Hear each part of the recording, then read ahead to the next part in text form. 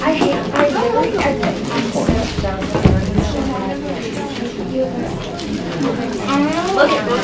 right, so good morning, everyone. How are you? How are you this morning? Are you good? Today's Halloween. I don't know if you knew that or not. Somebody had to remind me. They said, what day is it, guys? Well, I went to go get my thing done this morning. And they said, I said, well, you know, sign and date. And I said, well, what day is it? The woman looked at me like I was crazy. I said, oh yeah, that's right, it's Halloween. And then I knew I had been officially out of the schools long enough to not know. So I taught school for 100,000 years, just like Miss Hedberg. And I didn't forget Halloween. No, she's so much better than me in so many ways. You all just do not know. She brings you treats, she wears cool clothes. I'm doing well to get here. So anyway, There's more dogs in it. I have more dogs and cats because I can't say no. Anyway, I'm glad to be here this morning. I won't take up a whole lot of time, but I wanted to talk to you about edTPA, and this is called Rubrics, Artifacts, and Prompts. Oh my! And it's, you know, from the lions, tigers, and bears. Oh my! You all know that, right? That's not a generational thing, is it? Lions and tigers and bears. Oh my! My Is that the Wizard of Oz? Yeah. Lions and tigers and bears. Oh my! We had it on an LP, and I could talk right along with the movie. Rubrics and artifacts and prompts, oh my, and an elephant. So, what we're going to talk about today is what you're actually going to do. And what will we do? There are 3 tasks in the edTPA. When you teach, you actually are doing all 3 things at one time. You've planned prior to teaching, but often while you're teaching, you are doing some formative assessing, and you're monitoring and adjusting your instruction. So these types of things often go on simultaneously. As you become a better and better, more experienced teacher, you will do these things without thinking, just like you now get in a car and turn it on, get the seatbelt on, and you pulled out of the space and you're on your way and you haven't given it a thought. All these things become second nature to you the more practice you become. In task 1, planning, you're going to describe your class, and I'm going to give you notes so you don't need to take notes on your device or anything like that. I won't have a handout for you. I'm sorry, I should have told you that. You're going to pick one class to do this assessment with. Now, I know you teach more than one class, but you're still going to choose one because that's the way the assessment is. You're going to describe that class, and then you're going to plan a learning segment. Now, a learning segment is like a unit. It's 3 to 5 consecutive lessons. For example, if you were doing a learning segment on writing a paragraph, then the first day you would teach this set of objectives. And you would build on it the second day with this set. And you would build on it the third day. For however long it took you to complete that, we're looking for something that should take 3 to 5 consecutive days. So, you're going to write those lesson plans. You're going to gather and create instructional and assessment materials that go along with those lessons. Then you'll write a commentary about your plan. So you'll describe why you planned what you planned. After you come back from Christmas, you're going to take that learning segment that you planned and you're going to teach it and videotape it. Then you will use what you know that you're looking for, evidence-wise. We'll get to that in a minute. And you're going to find 2 clips that show evidence of deeper engagement for your students. You're going to write a commentary about that. Then, task 3 is assessment. You will assess your students, collect and analyze the assessments. You'll collect work samples. You'll give evidence of quality feedback. You're going to write a commentary that analyzes your assessment. And all of this time, you're not doing this on one document. This is actually a bunch of documents. So what you're going to end up with are several PDF files like this. So here are 17 PDF files from someone's elementary literacy edTPA. And I want to ask that you hold off on your opening your packages, because we have mics right above you. And now that's all the mics are hearing are your packages. So let's wait a few minutes and then I will stop, and then we'll have a moment of tearing everything open, okay? You can pretend like you're at the Barter Theater where they tell you not to open up candies. So there's 17, and they're all going to be uploaded to live text, and then from live text, you'll upload them to a Pearson site. And that's the test. So it's not like the praxis where you sit down and answer questions, and it's not like one thing that you pull up. So people will say, I'm going to take the edTPA. No, you're going to complete the edTPA. You're not going to take it. It's not like something we give to you and you take. Did you have a comment? I thought I saw. I was just going to ask them if they could see what those are. Yeah. Well, I thought say that they're in the there's a list of these in the handbook, so yeah, don't worry about them now. You don't have to worry about it now. All this is going to be given to you over and over and over again. So this is a really big elephant. This is bigger than anything you've ever done. And aren't you glad you're doing it now in your final year when you know so much than if we'd asked you to do it when you were a sophomore? So it seems like a terrible time to do something like this because you're so busy. But on the other hand, when else would you have done it? Okay, so it has to be now. This is when you're most ready. So this would be a good time to open packages. If you've got packages you want to open, take a minute, open them real quick. I think we probably already done. Yes. Yeah, I may have to speak sternly to Miss Hedberg about giving out treats. I don't think so.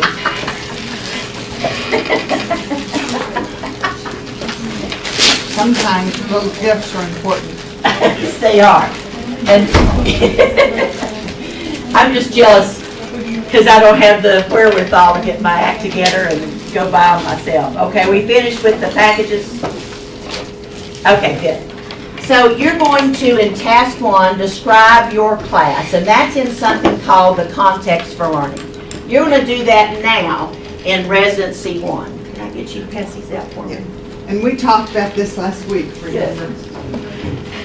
You do this now because task 1, for a lot of reasons, there's a whole lot to do in task 1, and you're new to it, and so it takes people like 4 to 6 weeks to complete task 1.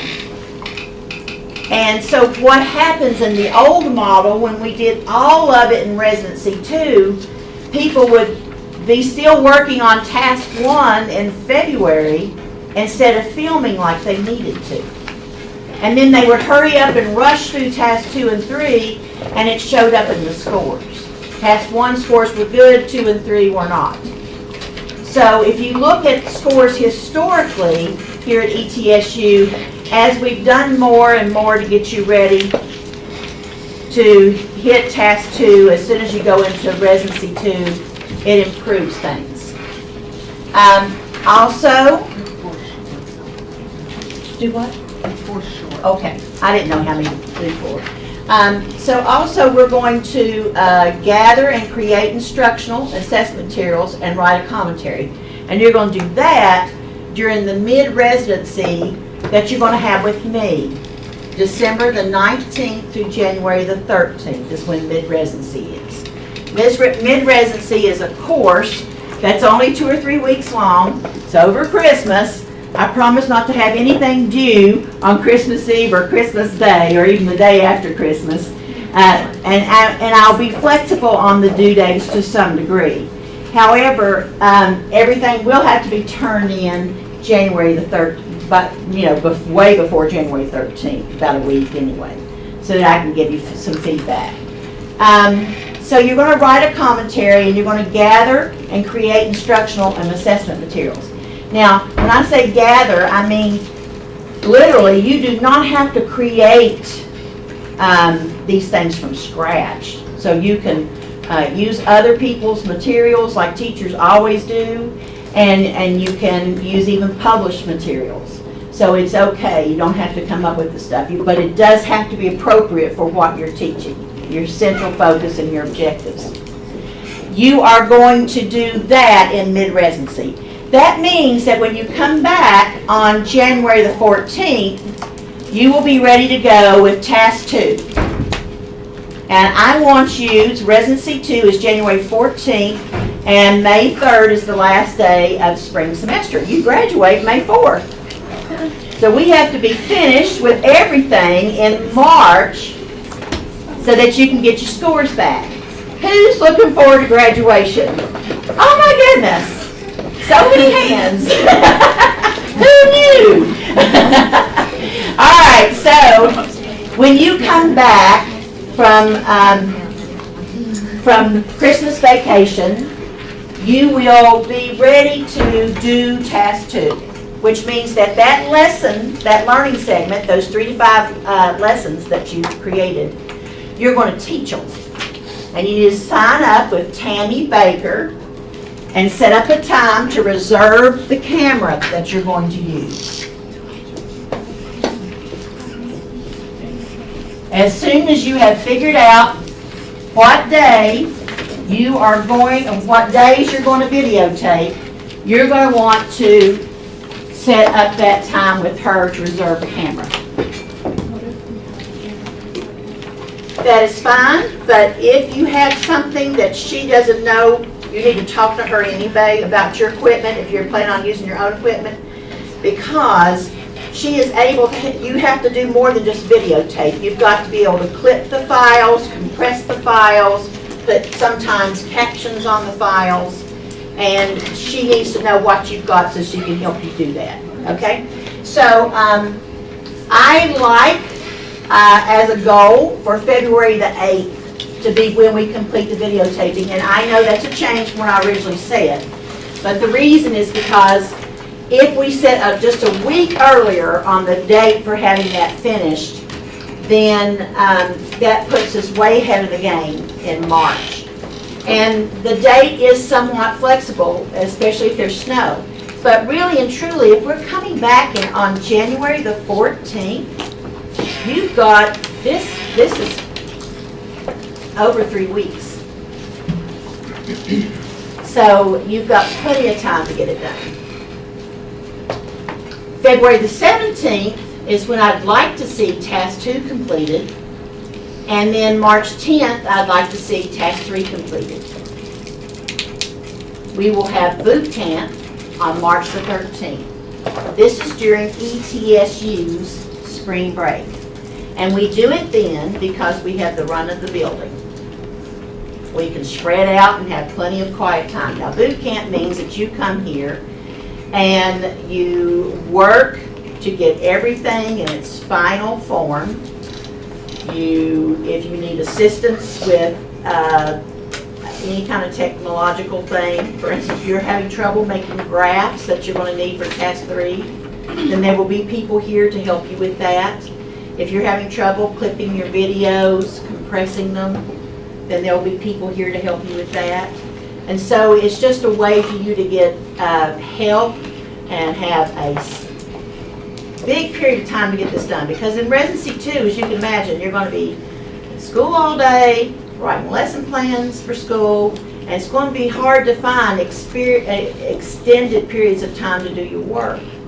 So you all are excused from your placements that day, and we make a full day out of it. The time. It'll be something like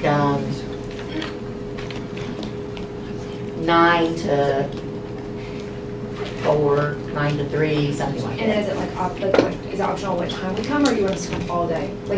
Oh, no, it's not optional, it's an all-day thing. It's why it's called boot camp. Oh, so we have to be there. Yes, yeah. So if you have arranged for if you have already paid for a cruise during this period of time, then you are going to need to talk to me about that pretty soon so we can come up for another option for you. But you are only supposed to take your spring break, with your school system. And if your school system has the same spring break as ours, then you may think this is the golden opportunity to have spring break. And I'm telling you, it's a mistake. Because next semester, you are going to be half crazy with work. And you are going to need your spring break to rest and take care of yourself and to get your edTPA done. There are so many we have 3 tasks, but there's in that all these subtasks. And so it's so much that if you plan a trip in the middle of that, you're going to come back a week before we upload, exhausted, hopefully not hungover, but I'm no idiot. I know what goes on spring break trips. And so it's just not a good time. If I were you, and if I have not planned anything yet, I would plan it for May. You're going to be out May the 3rd, graduate May the 4th, take a nice graduation trip in May. Things will be cheaper than they will during high time of spring break, and it won't interrupt your semester. That's my advice. You're going to upload to Pearson no later than March the 28th. That's because it takes about 3 weeks to get your scores back. You'll get your scores back April the 18th. That is score report day. Your goal is to make a 45. There are 15 rubrics, and proficient in a rubric means that you're scoring a 3. And that's how we come up with 45. If you have a 45, then that shows that you are ready to teach. You are proficient, and you will get a cord at graduation. If you make a 55, that would show that you have made an average of above a 3 on every rubric, and that you are even better. You are advanced, and you would be an edTPA scholar, and you'll get a medal for graduation. Okay? So lots of incentives there. Now, to be licensed, you have to make a 38 in Tennessee. If you don't make a 38, then we'll have to figure out what we're going to do to get you fixed. But we haven't had that happen in a long time in elementary education, and I don't expect it to happen this year. So I'm not worried about it. So I told you that a rubric score of 3 was proficient. Anything under a 3 on any rubric, we will sit down and rewrite. So on the April the 22nd, I will have you come in, and any rubric that you made under a 3, for the prompt that's associated with it, you will rewrite it to bring it up to the level 3. Okay? So be ready for that, because we're not completely off the hook. So that's an overview. But as Ms. Hedberg says, we don't eat an elephant all at one time. We will choke on it and get a really bad stomach ache and probably end up in the ER. Instead, we do it one bite at a time. So, what you're working on is planning task 1. All of this is in your handbook. You're going to, and this is exactly what you're going to do right now.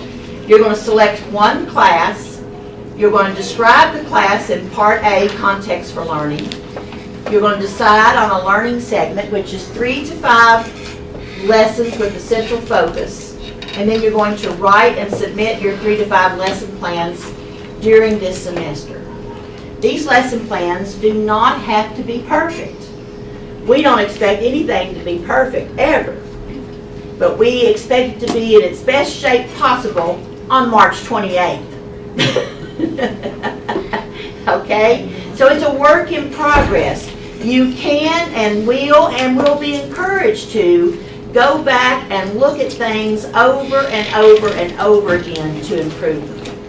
Your context for learning will be based on the class that you have chosen right now to write these lesson plans for.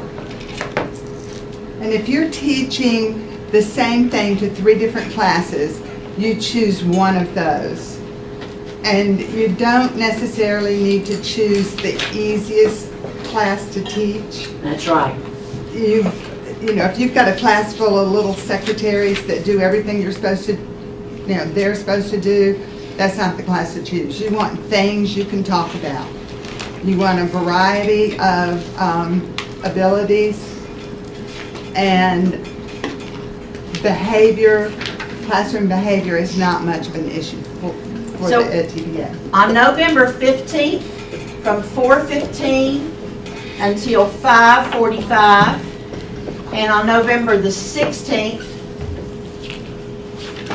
from 1 o'clock until 2:30, we're going to meet in here, if you can, and talk about task 2.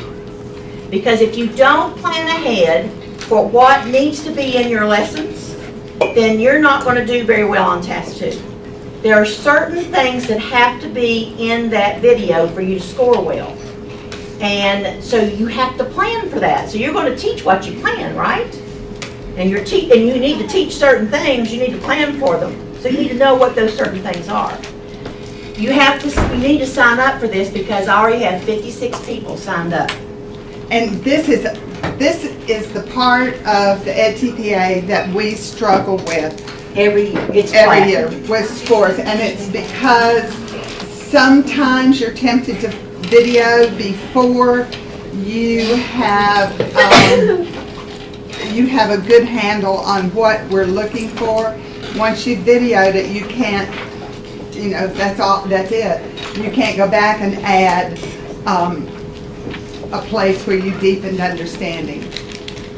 If you have not signed up for one of these workshops yet, I have another one on November the 5th, which is Monday in Sevierville, if anybody lives down that way.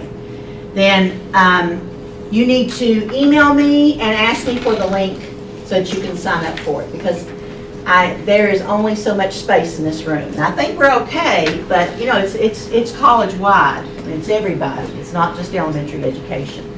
So sign up for one of these, and that'll help you understand what you need to have in your lesson plan so that you plan what you need the most. If you would send me the link to that, I'll Okay. put it on the D2L site. Okay.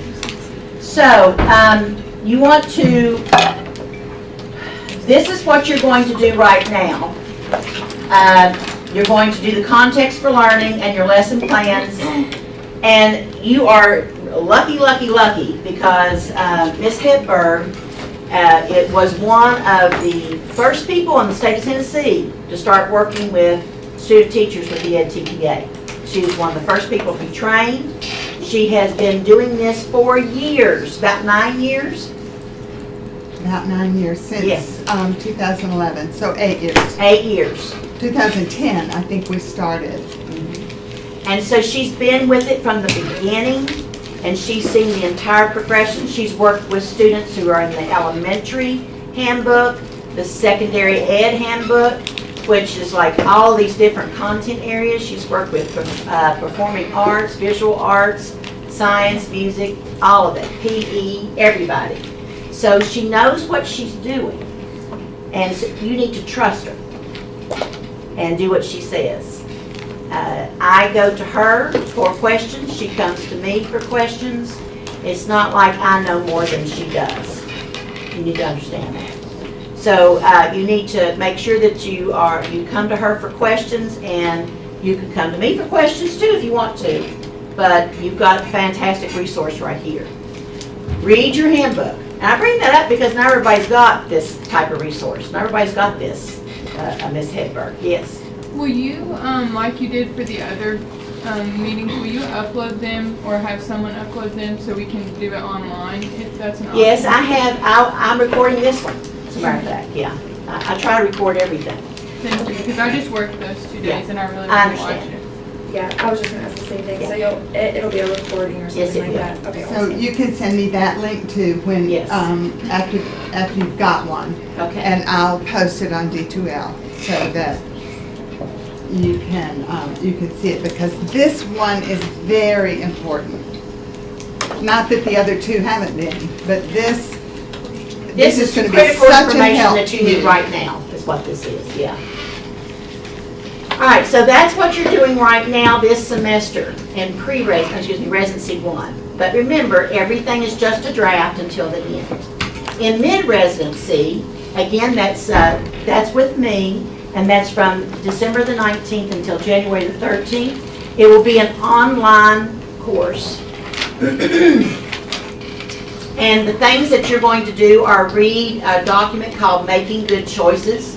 I will want to be sure that you have read both Making Good Choices and the handbook in their entirety. And so I will have activities on D2L for you to do to show me that you've done that. They'll be fun because I don't like grading tests. So there you go. The review lesson plans, and you'll put those on D2L. You will find and create your instructional materials and your assessments. So be thinking about those things as you create your lesson plan and be gathering them, especially if there's something that you're going to need from your mentor prior to Christmas break. You'll begin writing your planning commentary. I will have for you PowerPoints and videos on every single prompt and rubric of the planning commentary. You will have an outline that doesn't tell you what to write, but it tells you how to organize your information. This is an assessment, so I can't tell you what to write. Ms. Hedberg can't tell you what to write, but we can help you know how to write it. And we can't, the rules say from scale, which is the standard that is involved with this, we can't read it and comment on it like I do on the lesson plans. If you need to redo something, we can't, we're not allowed to do that. We can say, like, have you thought about? So feedback is very limited for what we can do, and it makes sense, right? It's an assessment. So keep that in mind.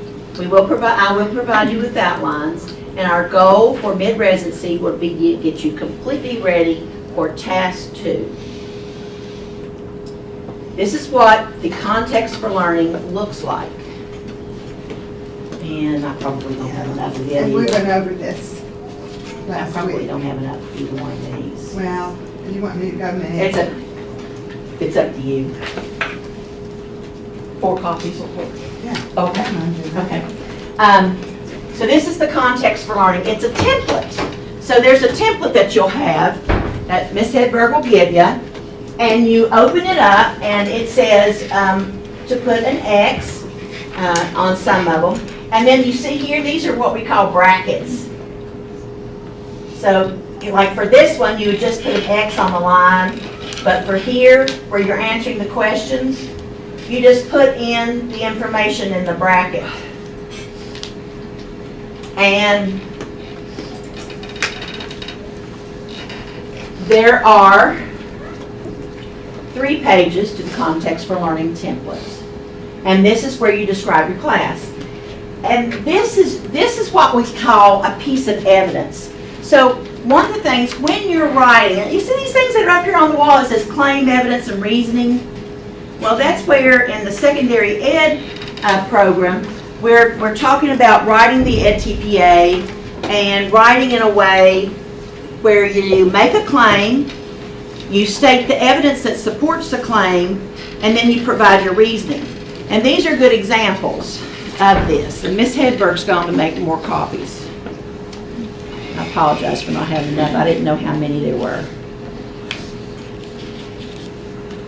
There's 2 here. And this is just an example of one from somebody who did it last year. And she just, answered the questions, which is what you're going to do. And it ends up looking like this. You can see where she's written in the brackets.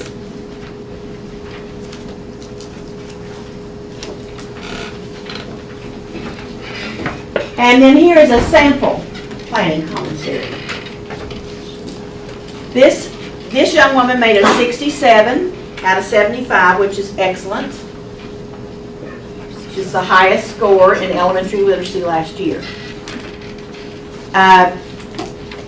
This is her planning commentary. And you can see when you look at it that she has a very organized approach to her answering each prompt. And this she got from the outlines that I provided them last year. So my advice to you is to use the outlines that I give you. Even though you may think, I don't need that. I don't know why on earth somebody wouldn't use it. Especially if you know it's going to help you score what you need. So this is hers. She was very kind to let me use it.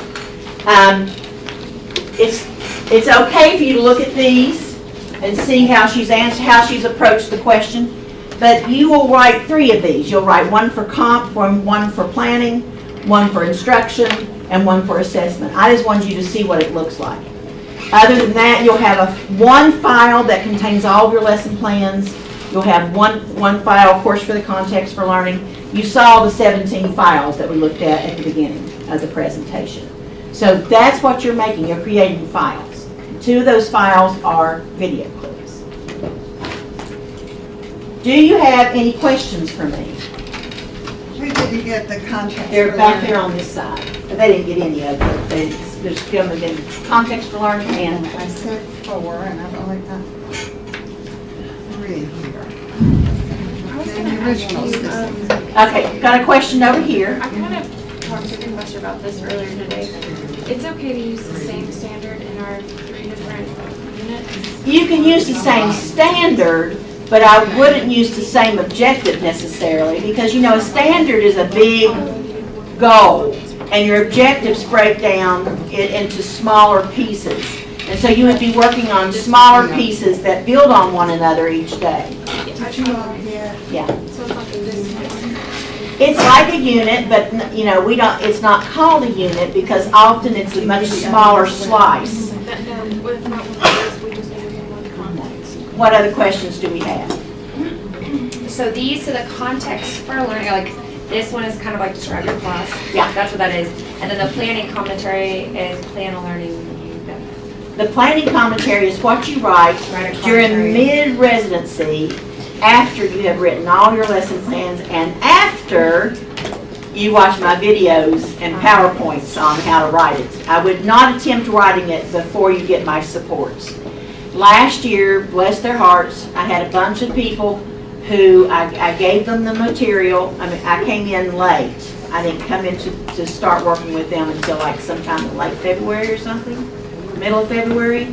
There was we had a professor that had to suddenly retire during the health reasons, and so there was a big turnaround. So I came in, and the students who had already written a couple of their commentaries went back and rewrote them. Okay? So and they did that willingly. So don't get started on your planning commentary until mid-residency when you see the materials that I have. Yes. Is this part of the edTPA that you are or are not allowed to give us like feedback on? I cannot give you any more specific feedback than to just ask questions. But you can give one another feedback, and that's one of the things we do at boot camp, and we do in seminar. And your seminar, will have one seminar on Wednesday and one on Tuesday, one on Wednesday. One will be for literacy, one will be for math. And, but I can give you checklists so that you can give each other feedback. Yes. So the contracts for learning is what we will complete in this class? That's correct. This month, in November? Yeah. Yes. Okay, and then this one will be during the winter class? That's correct. Like you. Okay. I just wanted you to see what it looked like. You got any other questions?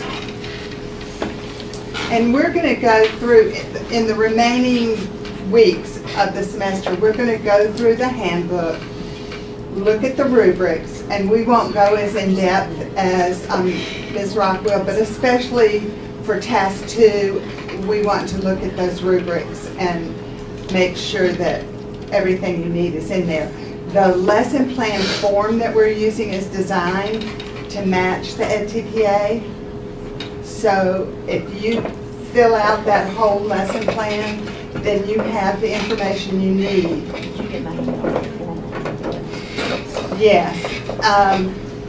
And on the lesson plan, it says summative, informative. We want you to change that to formal and informal. That's the language that the edTPA uses. So an informal assessment would be if you were having students use clickers, something like that, or if you were having them do a thumbs up, thumbs down, or hold up a sign or something that shows that they know the answer. That would be informal because you're not collecting data. But formal would be anything that you collect and look at and decide. So the edTPA does not talk in terms of formative and summative. And they want you to have evidence of what you've done. And I tell students, if you're doing clickers, then you're going to have it probably on the website.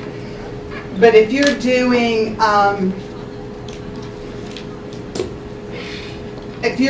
a game, for example, as a informal assessment, then you might want to have a checklist so that you have proof that you know where those kids are. And in reality, it's a good idea anyway, because when you get home at the end of the day, you don't remember everybody that struggled a little bit.